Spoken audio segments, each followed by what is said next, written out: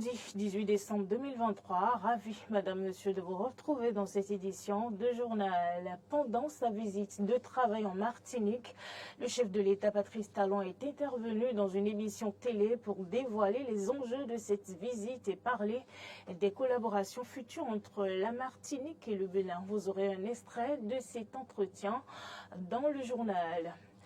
Depuis samedi, l'Union démocratique pour un Bénin nouveau, UDBN, de l'ancienne députée Claudine Prudencio-Afiavi a changé d'appellation et devient Renaissance nationale. La présidente du parti contextualise cette métamorphose et fait des révélations sur les prochaines élections générales de 2026. Elle était l'invitée de Donclam Abalo. Et puis, hors de nos frontières, le Gabon reste suspendu de toute participation à la Communauté économique des États de l'Afrique centrale. Les raisons en fin d'édition.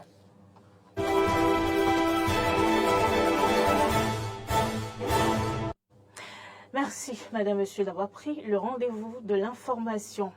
C'est le premier chef d'État africain à se rendre en Martinique depuis 1976. Le dernier en date était Léopold Sédar Senghor, ancien président du Sénégal, venu suite à l'invitation de son ami Aimé Césaire.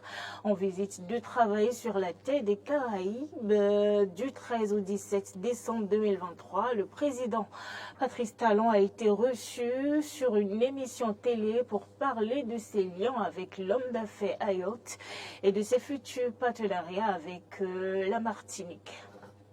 Je dois vous avouer que ça fait bien longtemps que je rêvais de venir ici, que j'ai programmé plusieurs fois d'y venir et chaque fois, quelque chose où le courage m'a manqué à cause de mon histoire personnelle de noir africain avec la Martinique qui est un peu une partie de nous-mêmes. Venir en tant que chef d'État ou venir de manière privée et personnelle?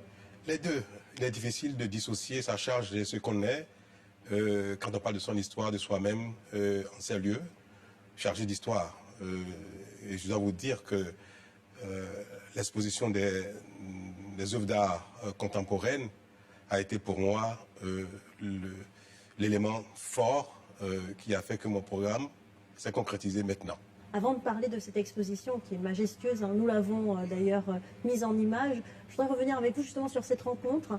Je fais des recherches, vous êtes, avant d'être président de la République, vous êtes surtout un homme d'affaires, vous êtes l'homme le plus riche du Bénin, invité par l'homme le plus riche de Martinique. Est-ce qu'il y a aussi derrière cette rencontre une relation d'affaires entre la Martinique et le Bénin qui peut aussi se mettre en place? C'est souhaitable, c'est recommandé et il faudrait bien. C'est dommage que depuis si longtemps, l'Afrique n'a pas réussi à établir avec cette autre partie d'elle-même, c'est-à-dire la Caraïbe, notamment l'Afrique de l'Ouest, cette relation, d'abord entre les hommes, entre des frères et sœurs, ce qui forcément aurait pu déboucher sur une relation commerciale, d'échange sur tous les plans. Il y a beaucoup à faire? Il y a beaucoup à faire parce que rien n'existe entre nous. Quel est le message de cette exposition qui est vraiment majestueuse pour l'avoir vue? C'est établir le pont, le lien avec la Martinique.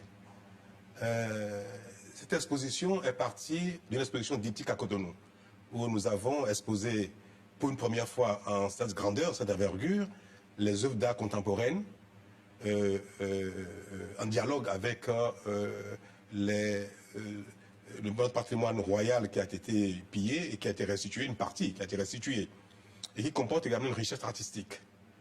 Donc nous avons voulu, en exposant les œuvres restituées, présenter à nous-mêmes, au Bénin, la richesse de la créativité béninoise actuelle, pour montrer que l'art a toujours été quelque chose qui a existé dans notre culture, qui a connu une de ses heures de gloire et qui continue de briller. C'était important pour nous-mêmes, puis pour le reste du monde.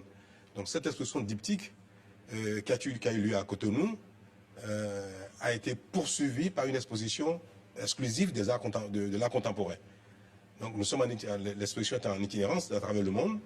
Et vous souhaitez également, en tout cas vous l'avez déjà fait pour le Bénin, donc peut-être aussi que ça serait possible dans ce pont entre la Martinique et le Bénin, lancer un tourisme culturel, un tourisme mémoriel, ça serait possible, je ne sais pas.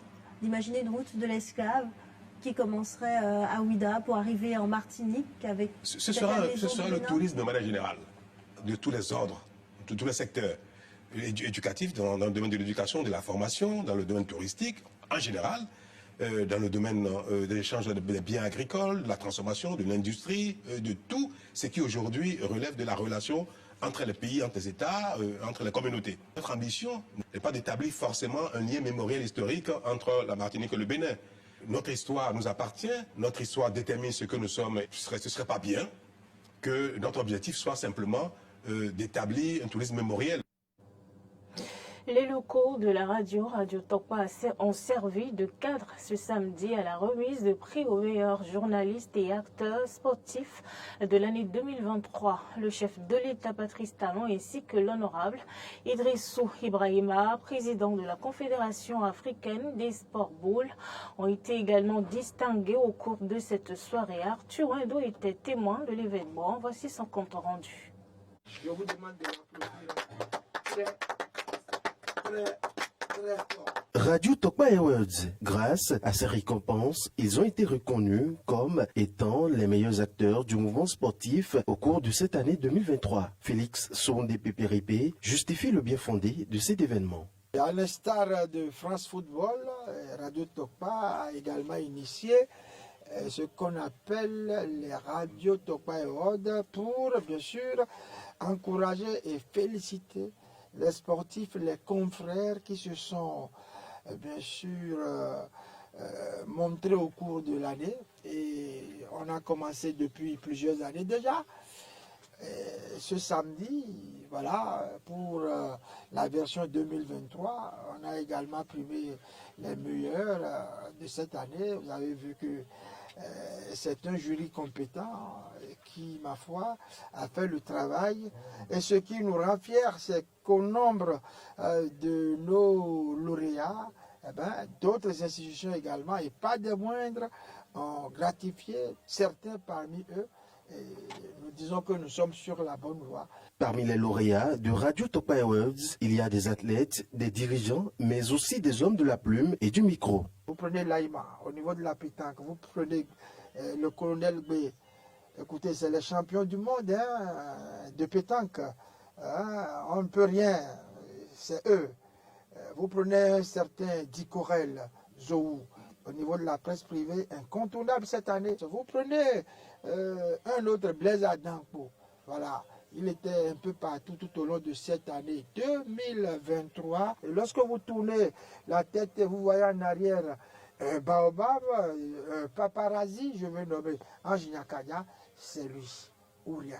On ne peut pas choisir un autre. C'est lui. Sur ces 2 décennies, c'est le meilleur des photojournalistes du pays. Autre personne, vous allez dans le web aujourd'hui, c'est bien sûr Roméo Aklozo. Aklozo, c'est le meilleur et tout le monde s'accorde, tout le monde est unanime à reconnaître que c'est lui. Lario Sadiagbeno, il fait le travail de 3 personnes. Quand on est JRI, vous connaissez le métier, eh bien, journaliste, reporter d'image, vous savez ce que ça veut dire. Et c'est lui, Blaise Adampo, sacré meilleur journaliste sportif de l'année 2023, qui va, au nom de tous les autres récipiendaires, remercier les initiateurs. Merci au doyen Pépéripé, merci également au pape, merci également au professeur Abalo, que certaines fois j'ai l'honneur aussi d'appeler pour nos émissions sur la télévision nationale et qui répond favorablement à chaque fois qu'on l'appelle. Merci également à tous ceux qui sont dans le studio, mais également au jury. Radio Tokpa Awards a aussi reconnu le mérite de l'honorable Idrissou Ibrahima, président de la Confédération africaine des sports boules, et surtout celui du chef de l'État, Patrice Talon, qui a reçu un prix spécial. Intéressons-nous à présent à la vie des partis politiques au Bénin. L'Union démocratique pour un Bénin nouveau, UDBN, de l'ancienne députée Claudine Prudencio Afiavi, a fait peau neuve ce week-end et devient Renaissance nationale. Reçue sur l'entretien du dimanche 17 décembre, la présidente de l'actuel RC explique ce qui se cache derrière cette nouvelle posture de sa formation politique dans ce résumé. Suivez. Autrefois connue sous l'appellation Union pour le développement d'un Bénin nouveau et après Union démocratique pour un Bénin nouveau, UDBN, Le parti de la femme amazone Claudine Fiavi-Prudencio se métamorphose et renaît. Sa nouvelle appellation, Renaissance nationale, a été communiquée samedi au Palais des Congrès lors du congrès extraordinaire du parti. C'est un challenge, confie la présidente. Nous avons décidé de renaître parce que nous sommes conséquents. Tirer les conséquences de notre participation aux législatives passées, c'est aussi réfléchir à l'avenir. Certes, cela a été un facteur déterminant de notre démarche, mais les motifs de notre décision de renaître vont bien au-delà. C'est d'ailleurs pourquoi les réflexions qui ont précédé notre congrès ordinaire ont été longues, parce que très sérieuses et profondes. Le rythme auquel vous nous verrez animer la vie politique sur le terrain, il va être densifié. Nous portons notre action politique à une autre dimension. Et nous avons notre récépissé définitif. D'accord. Le parti s'appelle désormais Renaissance nationale. Le parti est légalement connu sous le nom Renaissance nationale. Mais qu'en est-il des relations entre le désormais RC et le bloc républicain? Donc Lama Balo a posé cette question considérant le mariage entre les deux partis.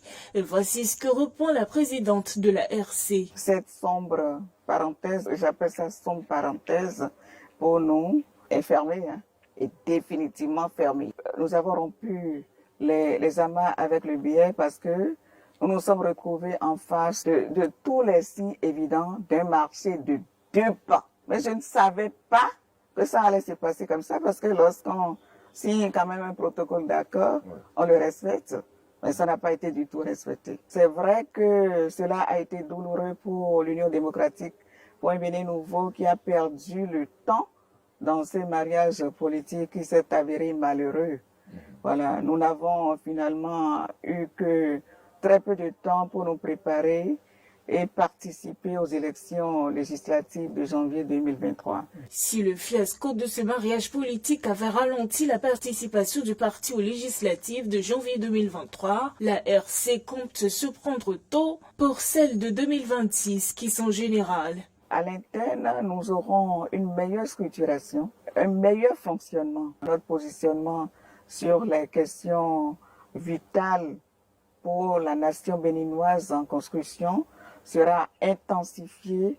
Les aveugles verront la concrétisation de notre réelle renaissance. Les sourds entendront les échos de nos succès inédits. Les sourds-muets retrouveront la capacité de parler pour témoigner de ce que notre famille politique sera devenue de spécial. La politique ne s'arrête pas aux élections. C'est aussi les problèmes des populations qui devraient nous préoccuper en principe. Serez-vous aux prochaines élections législatives? Et ça, que Dieu nous prête vie, j'y serai. Toujours Ça, dans la c'est clair. circonscription? Je ne sais pas encore, mais j'y serai. J'y serai. Et je vous propose de suivre le compte rendu de la cérémonie d'ouverture du congrès extraordinaire du désormais RC, entendez, Renaissance nationale. Clémence Tonocoin. Le parti Union démocratique pour un Bénin nouveau UDBN ouvre ainsi une nouvelle page de son histoire pour relever des défis plus grands. C'est donc à juste titre que les travaux de ce congrès qui a consacré le changement de nom du parti UDBN ont porté sur le thème « Renaître pour conquérir ». L'UDBN renaît sous la dénomination de Renaissance nationale, en abrégé RN. Notre parti est arrivé à un stade où soit il décide de mourir, soit il prend la résolution de se métamorphoser. Dans ce processus de métamorphose, il nous a paru nécessaire de faire peau neuve.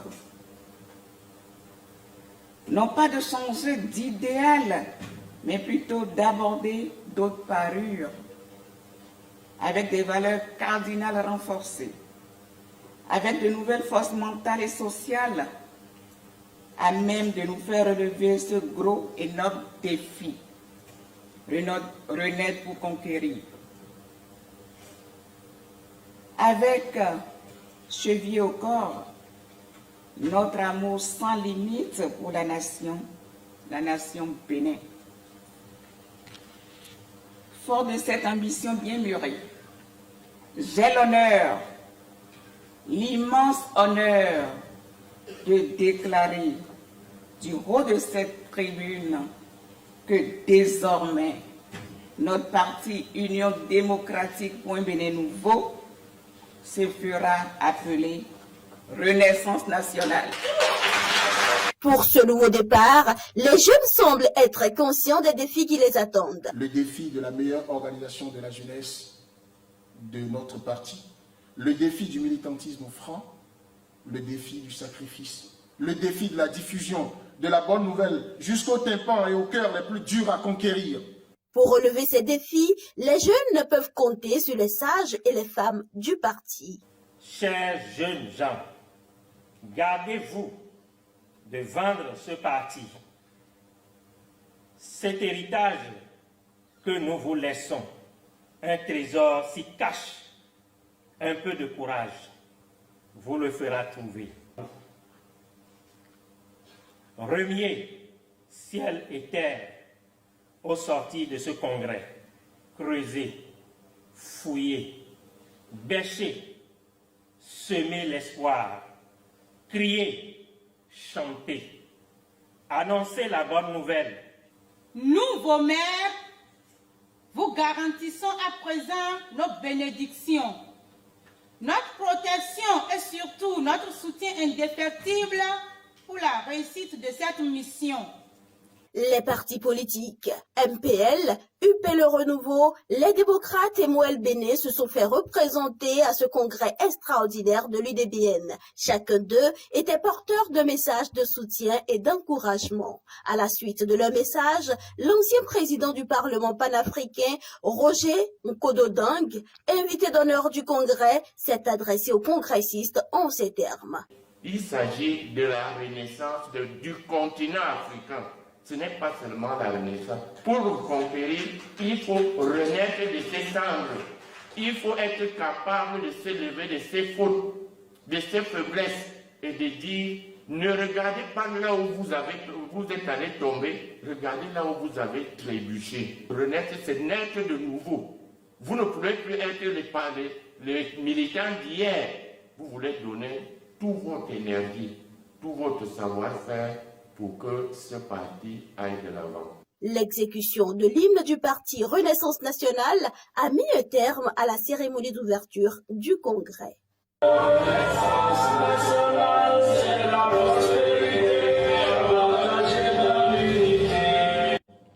Et voilà, la RN, c'est la nouvelle appellation du parti UDBN en dehors du Bénin. En réunion extraordinaire à Djibouti, en Guinée équatoriale, la communauté économique des États de l'Afrique centrale opte pour le maintien de la suspension du Gabon de l'organisation régionale. Toutefois, l'institution africaine a reconnu le caractère serein de la transition au Gabon après le limogeage du président Bongo 30 août dernier. Reportage. Le bras de fer entre Libreville et la communauté économique des États d'Afrique centrale revient sur le devant de la scène continentale ces derniers jours, à la suite de la décision de la CEEAC de maintenir la suspension du Gabon après le coup d'État de l'été dernier qui a conduit à la destitution du président Bongo. À l'issue de cette 5e réunion exceptionnelle en Guinée équatoriale, il a été convenu de maintenir les sanctions économiques en suspendant la participation du Gabon aux activités de la communauté jusqu'au retour à l'ordre constitutionnel. Néanmoins, la CEEAC a reconnu par la voix de son président de la commission le caractère paisible et inclusif de la transition gabonaise. Tout en tenant compte du caractère paisible et inclusif de la transition politique en cours en République gabonaise et de la nécessité d'accompagner cet État membre vers un retour à l'ordre constitutionnel, la conférence a décidé de maintenir la décision de suspendre la participation du Gabon aux activités de la communauté jusqu'au retour à l'ordre constitutionnel Une réintégration du Gabon à la CEEAC aurait signé le retour du pays sur la scène continentale et mondiale après les événements du 30 août dernier, ainsi que la désignation de Brice Oligui Nguema comme président de la transition, mettant ainsi officiellement un terme à plus de 5 décennies de pouvoir de la dynastie Bongo. Dans la foulée de ce changement historique, le président de la transition Nguema s'est engagé à restituer le pouvoir aux civils dans le cadre d'une transition de 2 années, au terme d'un scrutin électoral prévu au mois d'août 2025. C'est la fin de cette édition de journal. Merci madame, monsieur de nous avoir suivis. Bonne semaine de travail.